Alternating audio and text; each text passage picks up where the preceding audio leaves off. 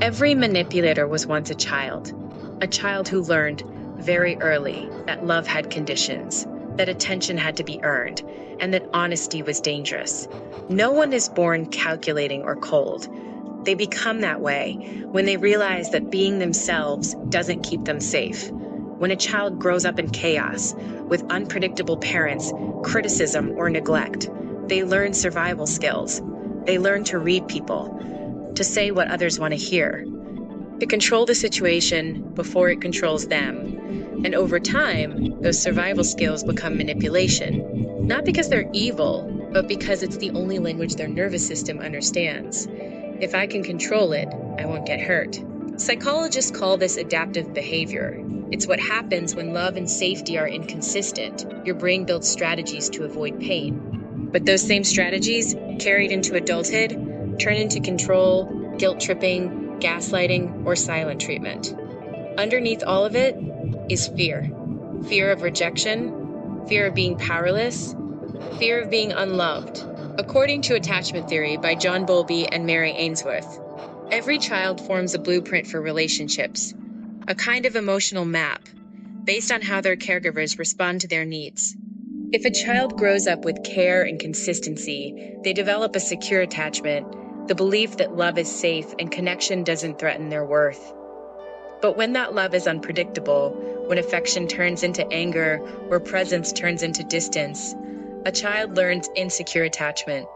They might become anxiously attached, craving closeness but fearing abandonment, or avoidantly attached, fearing intimacy and seeking control instead. Manipulation often grows from this insecurity. For the avoidant child, control becomes their version of safety. For the anxious child, guilt becomes their version of connection. They both manipulate, but for different reasons. Not to dominate others, but to protect the fragile child inside them from being hurt again. Childhood trauma doesn't always mean abuse. Sometimes it's emotional neglect. It's the moment a child cries and no one comes.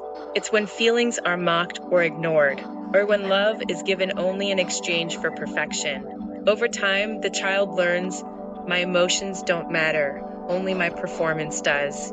That's how emotional manipulation is born, not from cruelty, but from desperation.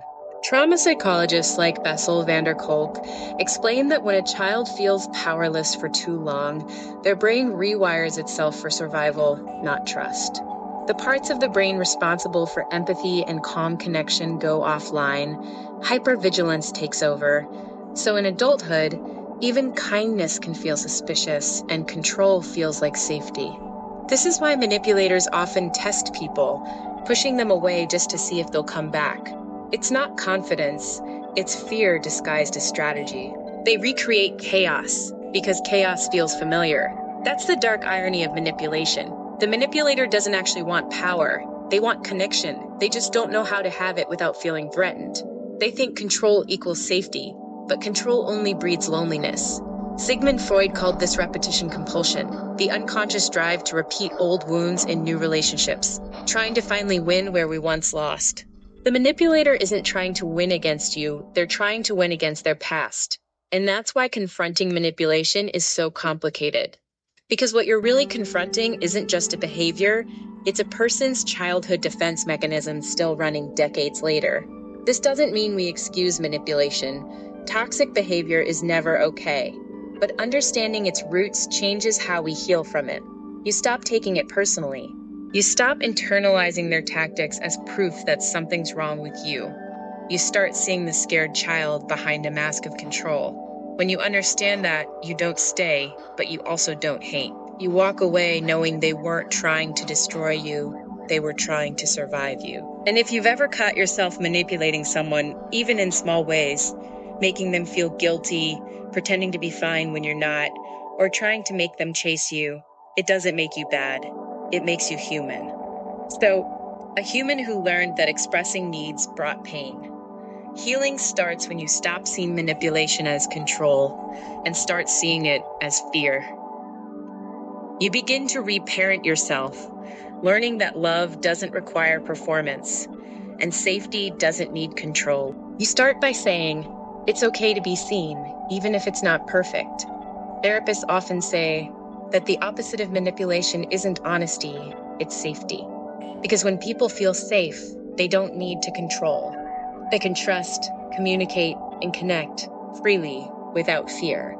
Every manipulator was once a child, and some of them are still waiting to feel safe enough to stop manipulating. If this made you see people differently, share it. Because empathy doesn't excuse people, it explains them. And that understanding could be the first step in breaking a cycle that's been repeating for generations. Subscribe for more deep dives into dark psychology, emotional healing, and the hidden sides of human behavior.